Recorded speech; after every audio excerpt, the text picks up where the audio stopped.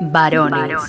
Pero también estamos en un momento también muy difícil, yo voy a dar la vuelta, donde yo a veces, por ejemplo, me preguntan por mi sexualidad.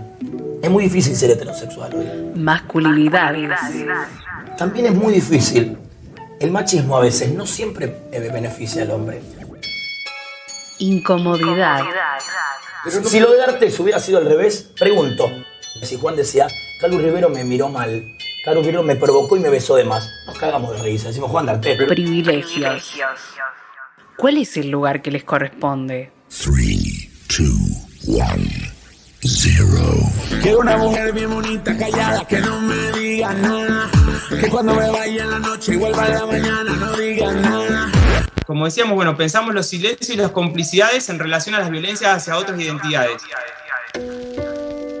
Y también con esta cultura del descanso de cómo de manera constante se utilizan diferentes formas de violencia que muchas veces son menos visibles, pero que están presentes y que tienen que ver con poder denigrar de manera constante a ese otro varón, porque lo que hay que tratar es de sostener el sistema de jerarquía que está presente en el grupo.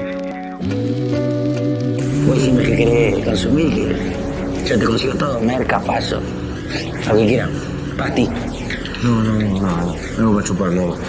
Soy tan sano que me das asco, loco, siempre puchito, agüita. ¿Sabes cuál es tu problema? Bueno, será uno de esos drogaditos que estuvo así internado como en una granja, en el campo, con chancho, vaca, todo, comiendo dulce membrillo y a la salita, re careta, hippie que no quiere consumir. Algo así sos vos. Ahí sí. ¿Viste? Yo sabía. Bueno, mi nombre es Martín Raggi, soy trabajador social y formo parte de este grupo de masculinidades críticas que se está desarrollando en la Universidad de General Sarmiento. Pero sobre todo soy varón cis, y ahí, digamos, siendo consciente, por un lado, de los privilegios que nos da esta identidad y también de los costos de hegemonía. De poder entender cuáles son los límites que se nos empiezan a plantear al momento de querer sostener este patriarcado a cualquier precio, digamos, en el sentido de las dificultades que tenemos para vincularnos con nuestras emociones, de los problemas que tenemos para abrirnos y poder como contar nuestra vulnerabilidad ante determinadas situaciones, las dificultades para poder pedir ayuda cuando lo necesitamos, el tema de asumir riesgos de manera constante, exponiéndonos, exponiendo nuestro cuerpo y exponiendo a otras personas, y entender a veces el vínculo con el cuerpo como si el cuerpo fuera una máquina que siempre tiene que seguir para adelante y que eso nos evita, digamos, el conectarnos con qué nos estaba pasando frente a determinadas situaciones. Búscanos en Instagram, Diplogéneros UNGS.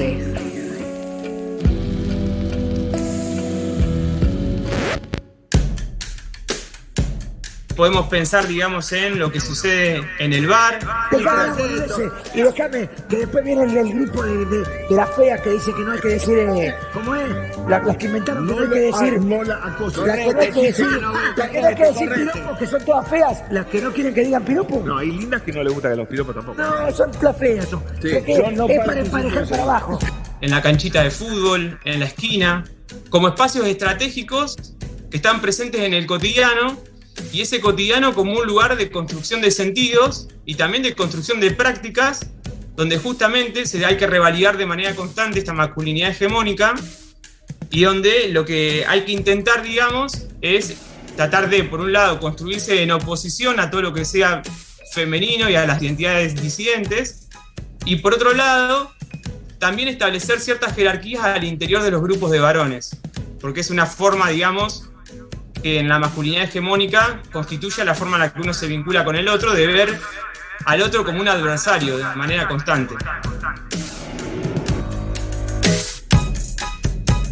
Y al momento de pensar cada uno de estos espacios, la idea es poder como reconstruir, bueno, cuáles son, por un lado, los códigos que se establecen en estos espacios, cuáles son las complicidades, cuáles son los mandatos, los estereotipos, los rituales, que se intentan instaurar de manera constante para que este modelo de masculinidad sea un modelo en algún punto de defensa al que hay que poder sostener para poder sentirse viril frente al resto y para poder sentirse superior a todo lo demás, digamos.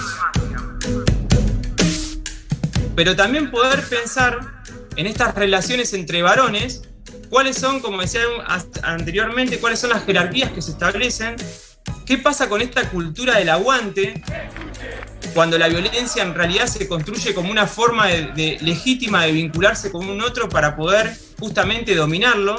Y cuando digo como un otro lo digo a propósito porque en realidad es la vinculación con otro varón, y por eso no digo con un otro, porque en estos grupos también se establecen estas relaciones de desigualdad al interior de la masculinidad.